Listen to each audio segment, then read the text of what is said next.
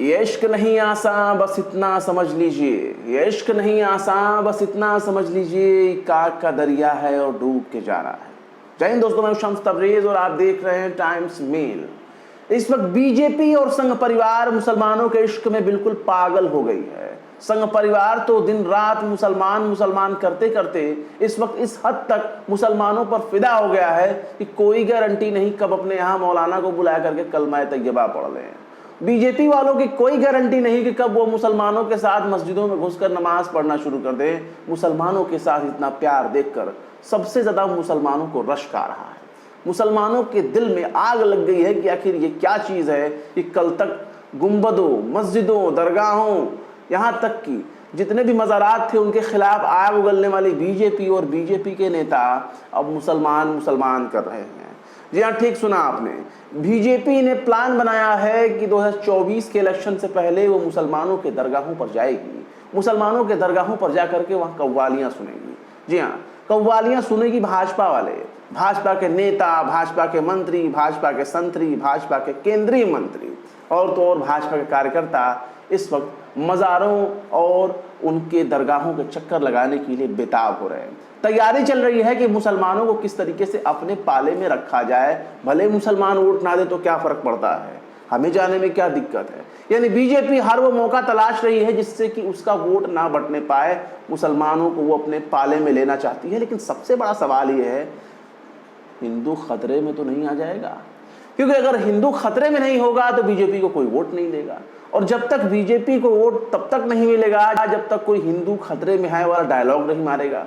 सबसे बड़ा सवाल यहाँ ये है कि दरगाहों पर जाने की जरूरत क्या पड़ रही है। एक तरफ गोदी मीडिया दरगाहों को अवैध मज़ार बता रही है, अवैध अतिक्रमण बता रही है, उन पर बुलडोजर चलाने की डिमांड कर रही है, और दूसरी तरफ भाजपा प्लान बना रही है कि हमें दरगाहों पर जाना है, मज़ारों पर जाना है, वहाँ जाकर कव्वाली सुननी है और कव्वाली सुन करके अपना प्लान बनाना है 2024 का। और किस तरीके से बीजेपी मुसलमानों को लुभाने की कोशिश कर रही है, ये बात उन लोगों के लिए बहुत दिक्कत का बायस बन जाएगा जो कहते हैं चाकू छुरी तेज कर लो, जो कहते हैं कि हम इनकी चूड़ी टाइट कर देंगे, जो कहते हैं कि इनको सबक सिखा देंगे, जो कहते हैं कि हम इनके धार्मिक स्थलों पर कब्जा कर लेंगे, जो कहते हैं कि फलां मस्जिद के नीचे मंदिर है, जो कहते हैं फलां दरगाह के नीचे मंदिर है। तो क्या बीजेपी और संघ परिवार के लोग दरगाहों, मज़ारों पर वहाँ जाएंगे नीचे तलाशी करने के लिए कि वहाँ कौन सा धार्मिक स्थल है? क्या बीजेपी मुसलमानों को टिकट देगी? क्या बीजेपी मुसलमानों से वोट लेने के लिए मुसलमानों को टिकट देगी? क्या मुसलमानों को खड़ा करेगी चुनाव में? क्या मुसलमानों को उनकी नुमाइंदगी करने का मौका देगी अपनी पार्टी के बैनर के तले? ये सवाल इस वक्त उठ रहा है। ये सवाल ऐसे वक्त में उठ रहा है जब समाजवादी, बसपा, कांग्रेस, यहाँ तक कि दूसरे धड़े भी, जो राजनीति के जो दूसरे धड़े हैं, वो भी मुसलमानों को टिकट देने से दूर भाग रहे हैं। जो ये सोचते हैं कि अगर हमने किसी मुसलमान को टिकट दे दिया तो कहीं हमारा बहुसंख्यक समाज हमसे ना भड़क जाए, हमको वोट देने से ना भाग जाए और हमको हरा ना दे। मतलब जो लोग, जो सियासी पार्टियां मुसलमानों का बाइकाट कर रही हैं, तभी ज़बान में छुपे रुस्तम की तरह बड़े बड़े काम कर रही हैं ताकि वो मुसलमानों के खिलाफ खुद को दिखा सके और बहुसंख्यक वोटर खुद को ले सके, बहुसंख्यकों को वोट को हासिल कर सके। ऐसे में सबसे बड़ा सवाल उठता ये है कि क्या बीजेपी सच में मुसलमानों को टिकट देगी? आज तक की ये सबसे बड़ी खबर है।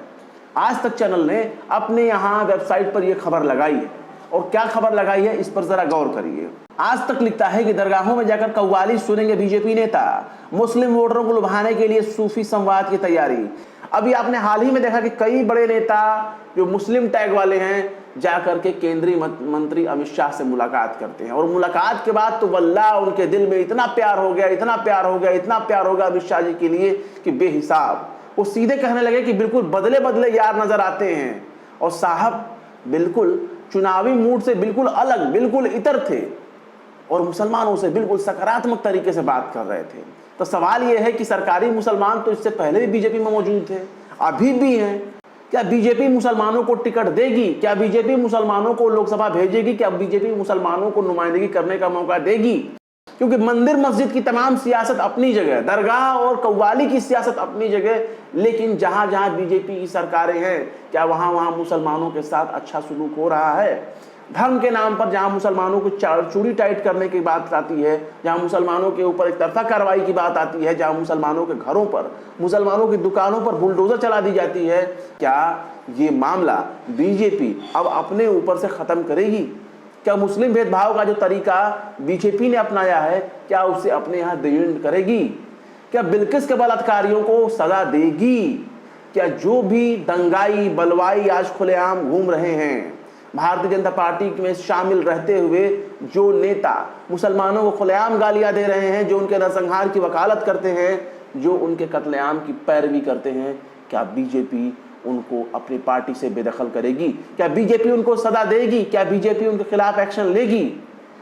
एक तरफ बीजेपी कव्वाली दरगाहों की बात कर रही है और दूसरी तरफ कर्नाटक में ही मौजूदा बीजेपी की सरकार ने मुसलमानों को मिलने वाला ओबीसी कोटे का रिजर्वेशन खत्म कर दिया है।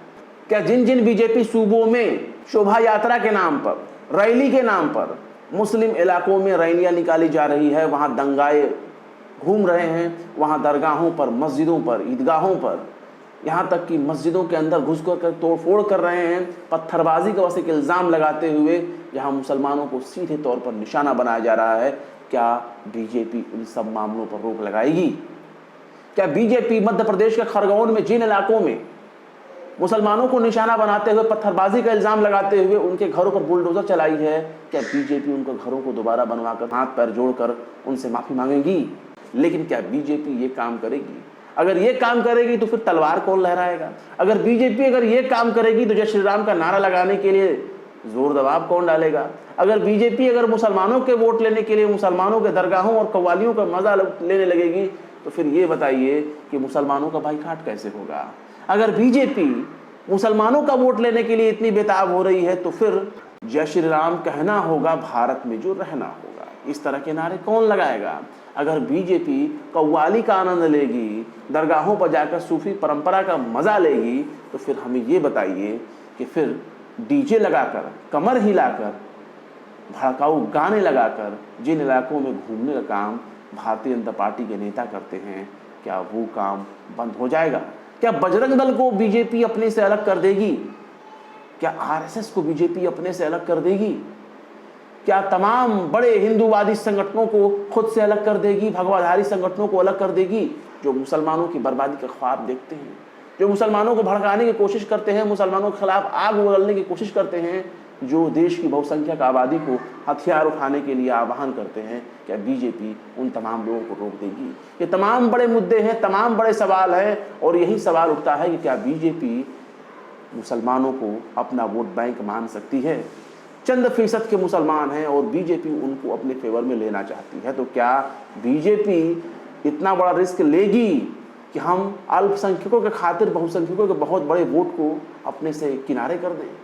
शायद देखना बाकी होगा और हालात बताएगा कि भारतीय जनता पार्टी कितना ज़्यादा कव्वाली सुनती है और कितना ज़्यादा मुसलमानों से प्रेम दिखाती है। फिलहाल क्या कहेंगे भारतीय जनता पार्टी के इतने बड़े मुस्लिम प्रेम के बारे में कमेंट बॉक्स में जरूर बताएं। वीडियो पसंद आए तो लाइक करें, शेयर करें और बेबाक, निष्पक्ष, स्वतंत्र पत्रकारिता को सपोर्ट करने के लिए हमारे चैनल टाइम्स मेल को जरूर सब्सक्राइब करें और हाँ, बेल आइकन का घंटी वाला बटन जरूर दबा दें ताकि हमारे चैनल पर आने वाला नए वीडियो की नोटिफिकेशन आपको फौरन ही मिल जाए।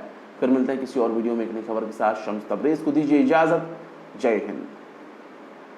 तो देख लिया आपने हमारे इस वीडियो को। हमें उम्मीद है कि आपने हमारे वीडियो को लाइक किया होगा और दूसरों को भी शेयर किया होगा। अगर अभी तक आपने हमारे चैनल टाइम्स मेल को सब्सक्राइब नहीं किया है तो जल्दी से सब्सक्राइब कर दें और बेल आइकन भी प्रेस कर दें।